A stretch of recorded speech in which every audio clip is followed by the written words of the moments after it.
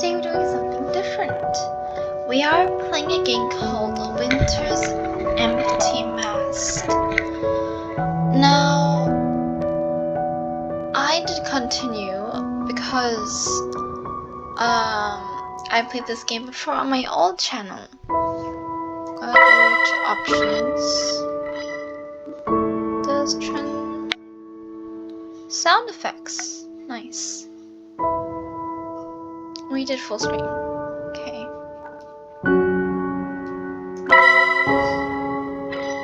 Options. No, we already have two options. Extra. Oh, well. We're gonna do a start new one.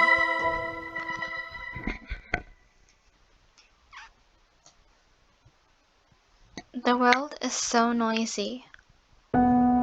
People walk around me making all kinds of sounds. Their footsteps, the phones, the toys they carry, the voices when speaking. They walk next to me without paying me any attention, as if I was invisible or we were in separate worlds. Each one continues with its own existence, following its way like drops of water in a river, swept away by the current. Meanwhile, I see them coming and going with the passage of time, without doing anything. Despite being in a park, I'm not playing. I feel no desire to do it. It's just tiresome. So instead, I'm sitting on a bench, waiting for someone to come to me. My blood-red eyes have an empty look, as if they belong to a doll. All of me said that I am a doll and not a living being. Yuki is a doll unable to smile, frozen with an eternally empty expression on her face.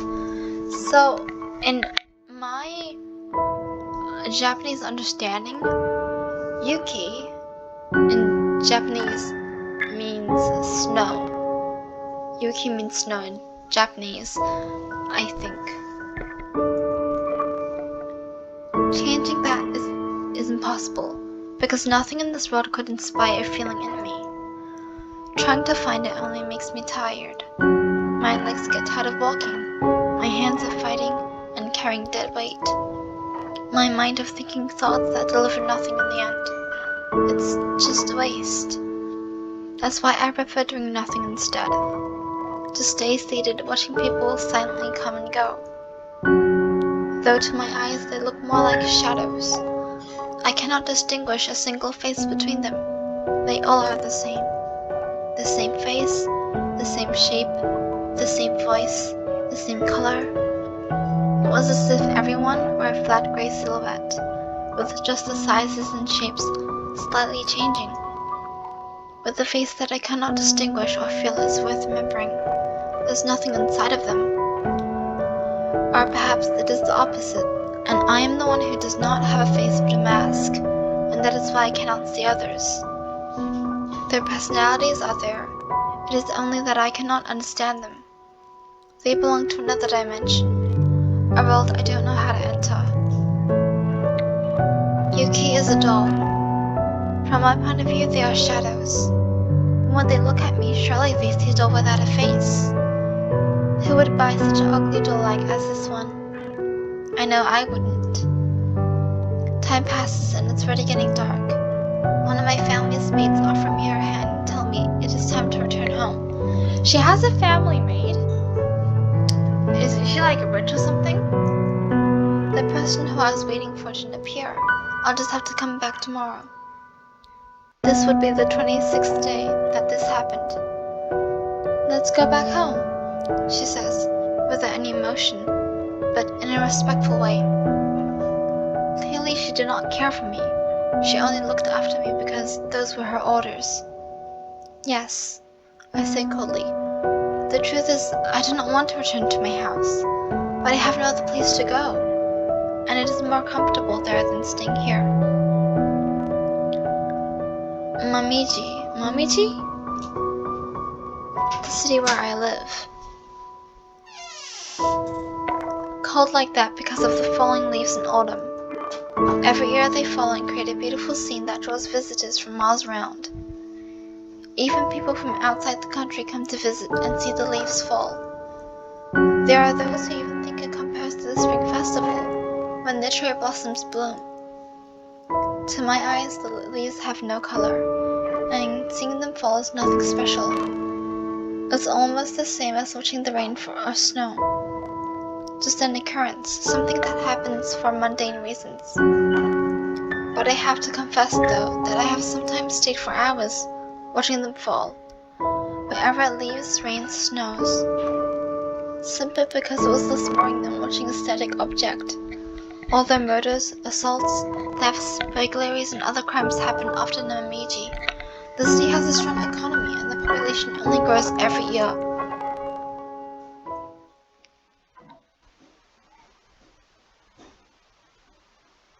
Oh, so pretty. Now it is autumn and I watch the leaves fall silently with elegance, while children play in the park and their mothers chit-chat nearby.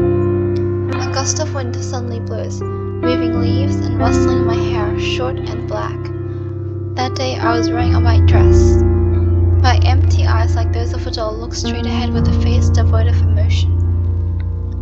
I looked at the children playing because they were before me, not because I wished to play with them. You should let it grow. Suddenly a voice takes me out of my thoughts. He stands right in front of me. A boy! Oh, it's a boy! I use the same voice as her, with black hair and a small smile on his face. Your hair, you should let it grow, he says with a joy, as if we were already friends. No, I don't like long hair, I answered without even looking at his face, and using the coldest and roughest voice I had. I want him to know that his presence was not appreciated. There is a brief silence. He doesn't stop blocking my vision. Whenever I've moved my eyes, he also moved to block me again. It's a shame, you would look very pretty. I like girls with long hair better. He again spoke with confidence, completely ignoring my hints. Why would I care about that? Why would I care about what a flat shadow like him likes or dislikes? Just go back to your world, pretend I don't exist as if I was an ugly toy, abandoned on the bench. This time, I do not answer. I just remain quiet, waiting for him to get bored and go away. But strangely, that does not happen. He keeps staring at me, waiting for a reaction. You don't have any toys? He said, looking at my empty hands. Suddenly he smiles. If you want, I can lend you mine. Enough, I say with a low voice. It seems that he didn't hear me and puts on a confused expression. Why don't you just leave me alone? I angrily said. The boy is surprised and stays silent. His expression turns serious and I hope that he may leave in the next second, but instead, you're always alone. I worry about you. Hearing that makes me feel cold. My very soul freezes at the sound of his words. I didn't feel like he was lying or joking. The way he said it sounded so genuine, filled with growing kindness. The boy's answer is very strange. What was that? An anomaly in this world without color? If I myself do not care for what could happen to me, why should he care? Doesn't that make you sad? Don't you want to make friends? He says with a serious and honest tone. No, I like to be alone. My answer is cold, but I feel a little confused. This was the first time anyone said something like that to me.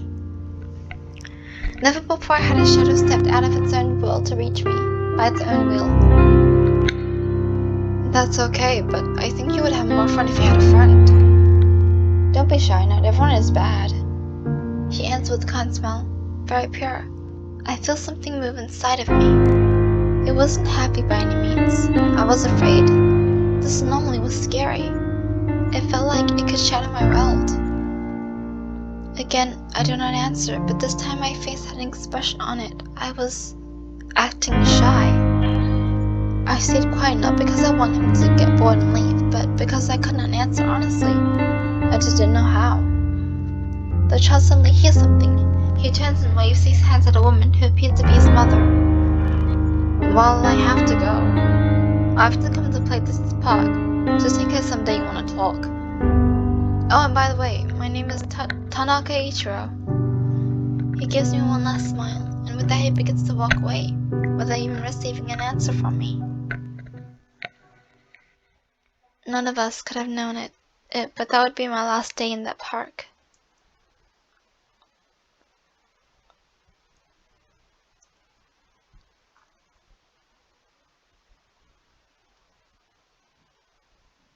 Is she still in the park?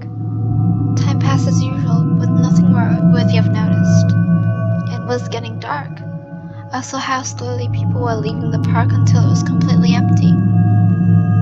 Are you alone? Said an unknown man, leaning so I could see his eyes. I nodded, but that was a lie. There's always someone watching me. What's your name? I asked with a faint friendliness, so fake it was almost laughable. Kurosawa Yuki, I answered, showing no emotion, no fear, sadness, or distrust. Come with me, I'll help you find your mother, he then said with a nasty smile. At the same time he pulled my hands. Without any resistance, I followed him. The man leads me through unknown streets. As we walked, he was talking about how he would help me find my parents, and I shouldn't be afraid. But I did not listen to him. It was boring. For nearly 40 minutes, we walked along dark and unknown streets, until finally he stopped at a dead end. Dirty with the foul stench in the air and full of trash bags. Some of them appeared to have been opened by an animal or a bomb to check its contents. The expression of the man, who up to now had only shown a feed from kindness, changes between aggressive and dominant. A man with a short black hair and a moustache beard and wearing casual clothes, just a grey shadow like the others. Hey Yuki-chan, how about before we find your parents we have a little fun? Says the man with a nasty look, his eyes set on me. No, I mean we should have fun. Let's have fun, because it may be the last time. As soon as he finishes talking, he puts his hands over me and starts to undress me. As a reflex, I moved my hands to stop his. It was unpleasant, disgusting. It already bothered me to be touched, and the way he did it only made me feel even more uncomfortable. But even then, I couldn't show an emotion on my face. The strength of the man overpowers me with ease. There was no struggle. My small hands were no match for his. His expression shows a great lust, a hunger, a huge desire to touch me. What? You're not gonna cry? Suddenly asked the man, drowned in lust. I just denied, shaking my head. My response seemed to irritate him. He slapped in my face.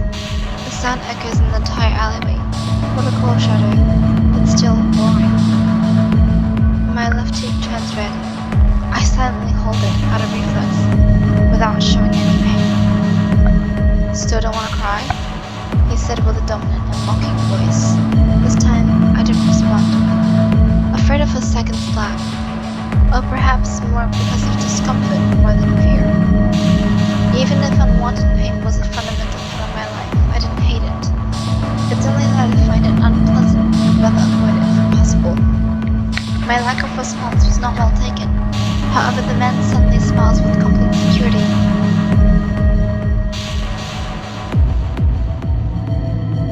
Wait, he now has powers? He then made a flame appear in his hand. The fire was slightly floating about a centimeter above the skin of his palm. He smiles confidently, knowing that he could cause me a lot of pain with the power he had, an inhuman power. If I burned your face, I'm sure I would get some beautiful tears out of you. A disgusting threat, but very real. But you can't, I answered, lacking emotion, simply bored even when facing the promise of torture. And why is that? He asked, still showing a nasty and playful smile on his face. Because if you did that, I would become ugly and you wouldn't want to touch me anymore. My answer is too serious and logical for how tense the situation was. As if it was the joke, the man suddenly starts laughing loudly.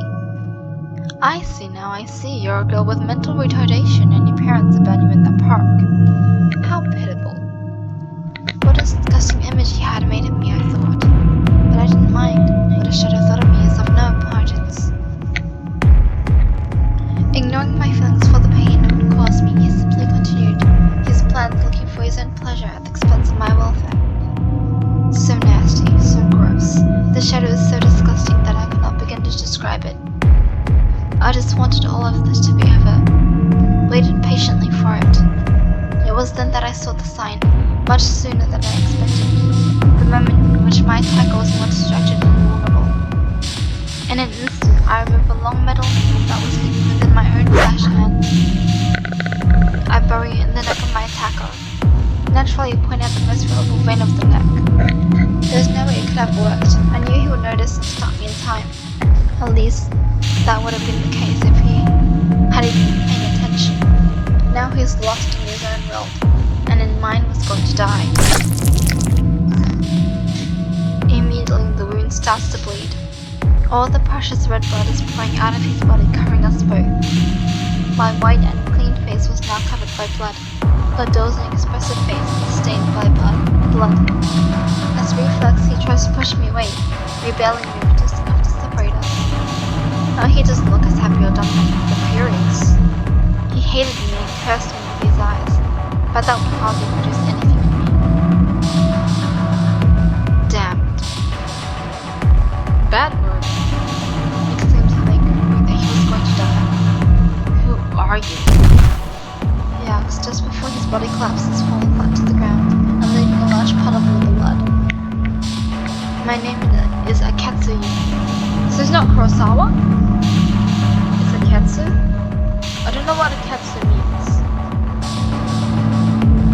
But like, as they coldly while watching his eyes lose their light. A doll watching the final moment of life, feeling nothing for it, but grateful that the unpleasant feeling had finally stopped. His last breath passes quickly, and in the next second, life had abandoned him. His gaze was unpleasant, his body limp and pale, his clothes painted in red.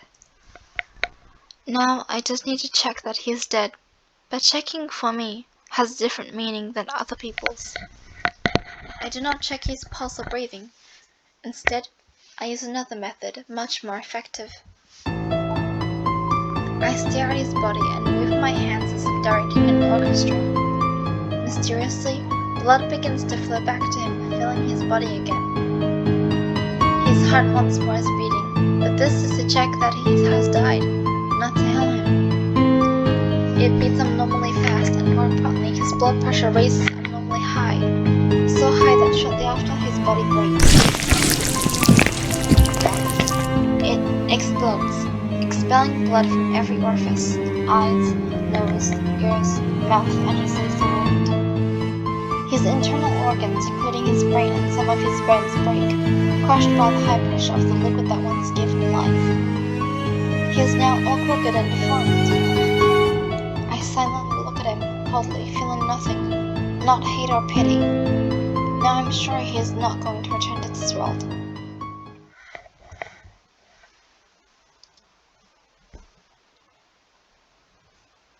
Shortly after, I walked back to my house. I didn't know the way back, but I knew that sooner or later I would come to a familiar place if I was looking carefully. I arrived at my home 2 hours later. 2 hours? She is that small, and she's allowed to arrive home at 9 p.m. When the doors opened, my grandmother was there waiting for me. I'm home, I say coldly, but with proper respect. The best at that time, but that meant good news. Welcome home, Yuki. Before anything else, let me know the result of your work. It was a success.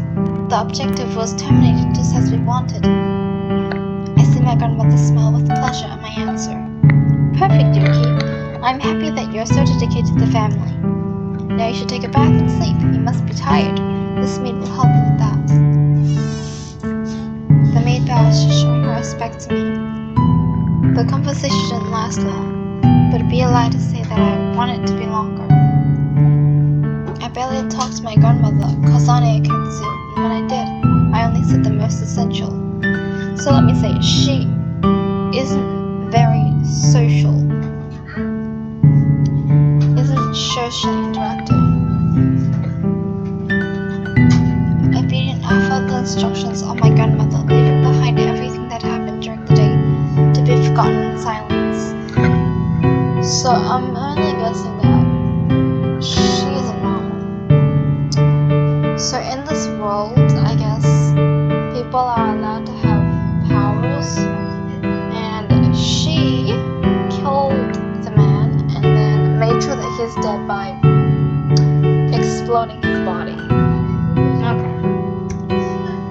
Except for one thing. Well, one thing. I worry about you. The boy said that. That's cute. I think the boy has like some kind of importance to her in the story. I do not know why, but those words echoed inside me. Just remembering them made my soul feel cold and shake again. Perhaps it wouldn't be so bad to let my hair grow. Old doll with long hair looks cuter. I don't really care about that, but maybe there is a shadow out there that does. Oh my god. Time passes slowly but surely. Every day feels the same as the last, boring and uneventful. This colorless world remained the same. However, I felt something was slightly different. The shadows had a little more detail. Yet what never changed was the fact that I was a doll. A doll was waiting for someone to pick it up, waiting possibly forever. Before I knew it, 5 years had passed since that day. Despite my family still has a fortune in money and respectable social and political power. That's why both my brother and I attend the most recognized private middle school in Meiji.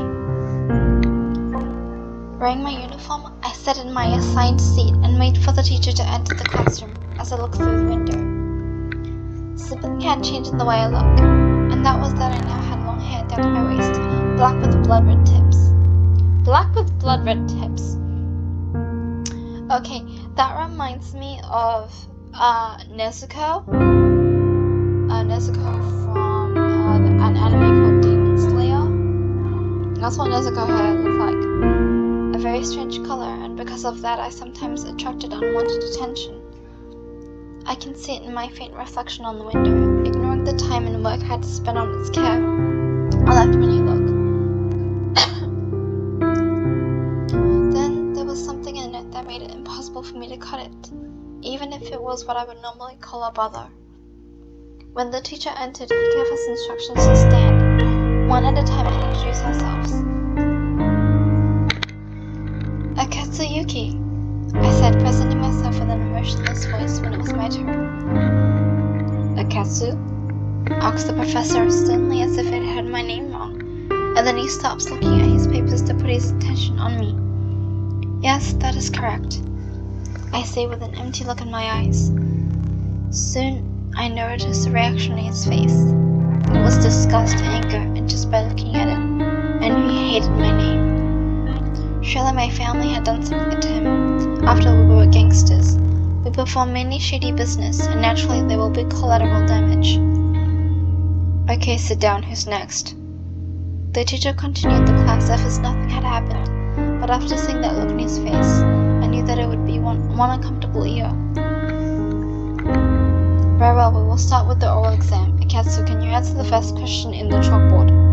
In the chalkboard? You mean on, right? I look at the question and I stay quiet for several seconds with an expressionless face, trying to find an answer. But after a few seconds, it was clear that I could not. I do not know the answer. And why is that, Akatsu? You must surely slack all day. The teacher's trying to be funny at my expense. He had some results, since I can hear the laughter of some of my colleagues. That information was not given in class, nor is it in the book, Sensei. Sensei means teacher in Japanese. I know a few Japanese words. I had my Asian vacation. I responded coldly, almost like a machine. Laughs or not, I couldn't be bothered. That is not an excuse, Akatsuki. You should investigate it yourself. Oh, I hate those. Normally, I would in class, I would not understand something. I would go home and be like, and my family would be like, so what do you learn? I was like, I learned maths.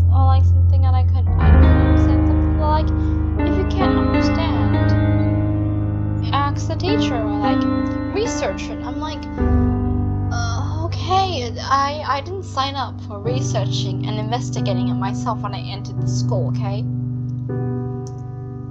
If you have the time to look outside the window and stare at the flies around you, you should have the time to study more. Once more, the teacher makes a joke out of me, and I hear the laughter echoes, this time louder than before. The shadows had allied against me. I couldn't help but think about that. In my mind, I imagined the teacher disappearing one day. He simply doesn't come back to school anymore.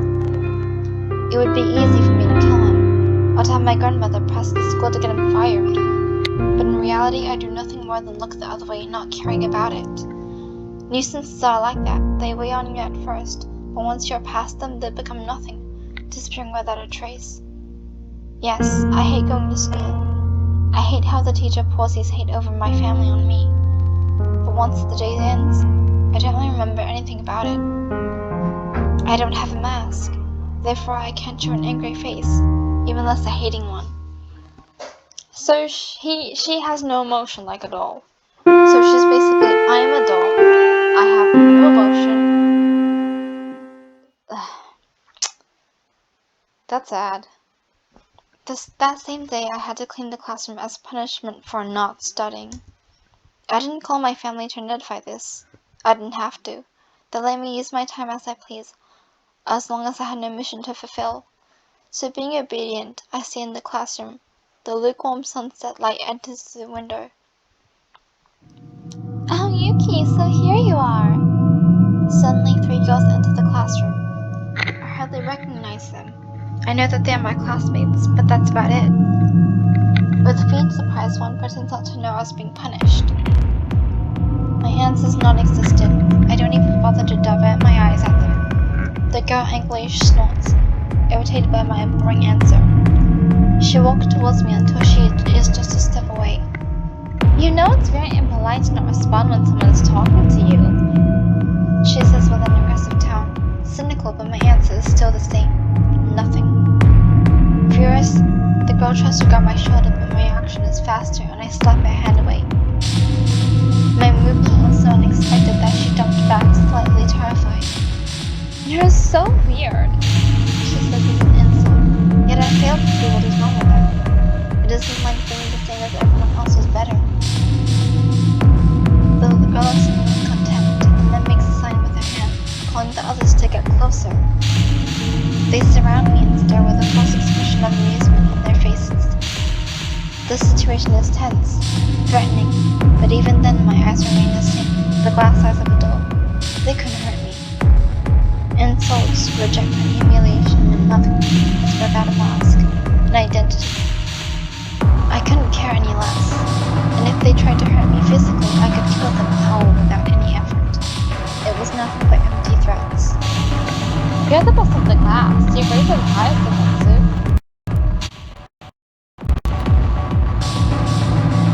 Teachers tell me that I should study more. You just listen. A boring answer to a boring question, said with no interest. I hear no one laughing. Why are you sure I knew them? I wonder why you had no friends. Was that a we couldn't tell the difference. But I knew that it was true. Here I have no friends nor anyone else. But even if she is such a freak, there are a lot of people who think she's cute. Can you believe that? That's some bad things. All 3 laughed off the comment, then without warning, 2 of them jumped, one on each not allowing me. My face stares inexpressive, but my eyes are in every direction, expecting my small and attackers. Okay, it's nearly half an hour. I'll end it here. A brief comment. This, I absolutely love the animation. Like the shadows, the animation, the drawing they did was really good. I like this game a lot. I will surely be continuing this because I like it a lot. This is just a demo.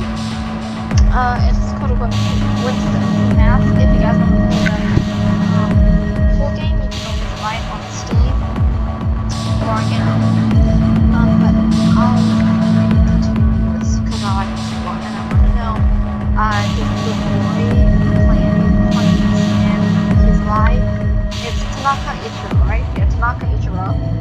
I do want to know if he has new plans in her life. Does he bring her new meanings to life? Does he make her feel emotions? But I'll see you guys in the next one. Thank you all for watching. I'll definitely do more quick classes. Love you all and see you in the next one. Bye bye. Love you.